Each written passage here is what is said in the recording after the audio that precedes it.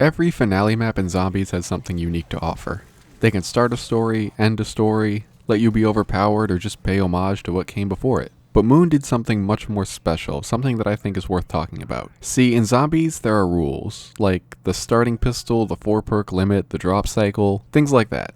And sure, there are many maps that offer ways to bend these rules to your advantage, but with Moon, that seems to be the entire point of the map. I'd say it starts on round 1, but it actually starts before that, in No Man's Land. Before the rounds even begin, you have the opportunity to start progressing by killing the infinite number of zombies here. Just getting some extra points is rewarding enough, but the possibility of getting Juggernog or even a packed 1911 is amazing. The zombies are all slow and have round 1 health, so it should be easy. It's almost like cheating, but the risk is equal to the reward.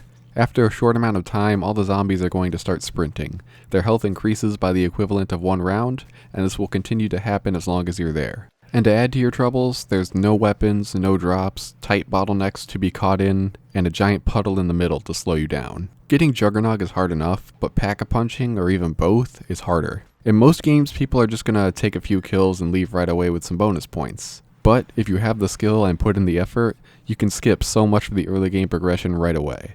And of course, this part of the map does not become useless after you leave. You can go back once every round and get even more bonus points. Just make sure not to get overwhelmed when you try to leave.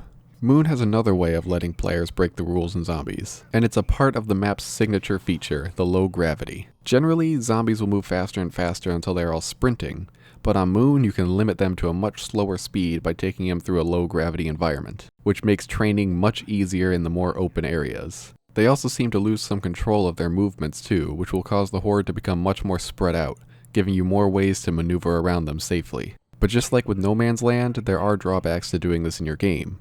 The first of which being you will also lose control of some of your own movements. It's not uncommon to be sprinting and suddenly fly up off the ground, and if this were to happen in one of the map's many tight areas, it could be fatal. Low gravity also means no oxygen. Having the spacesuit isn't difficult, but the lack of clear sounds makes it much easier for zombies to sneak up on you if you're not paying enough attention. But the nice thing about the low gravity is that you mostly have a choice whether or not you use it. Sure, some parts of the map permanently have it on, but in other areas, as long as an excavator doesn't breach or you don't break any windows, the gravity will remain normal. There are risks to playing with low gravity, but if you are skilled enough, it can be very rewarding. But these two examples I've brought up are just map features that you can capitalize on. But this next example is specifically there to break the rules, and it's the hacker. You can use the hacker to hack almost anything, and the effects are incredibly rewarding too. You can change any drop into a max ammo, refund perks that you no longer want, open doors for 200 points, and the list goes on and on. Additionally, it gives you more and more bonus points for every consecutive round that you hold onto it. With the hacker, the game is basically on easy mode, or at least it almost is. Like with anything else on this map, there are drawbacks to using it. Some hacks require points, usually not many, but some can become quite expensive, like hacking a drop which will cost 5,000. But that's nothing compared to how much time it can take to hack something, which can range from a couple seconds all the way up to about 30 to open a door. That may not sound bad, but hacking while being attacked is going to be nearly impossible, so players are forced to either use a Gersh device to protect themselves or simply wait until the end of the round.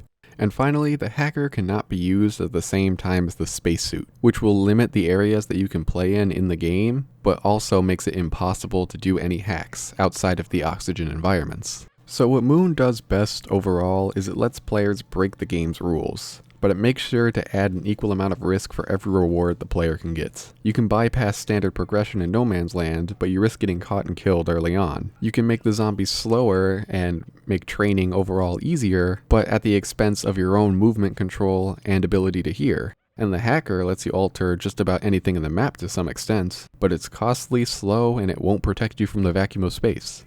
And I feel like Moon is the perfect map for these extreme risk and reward systems, simply because Moon is a hard map. It's dark, cramped, the wonder weapon isn't overpowered like some others, Juggernog can only be bought every other round, and the main quest has a lot of RNG.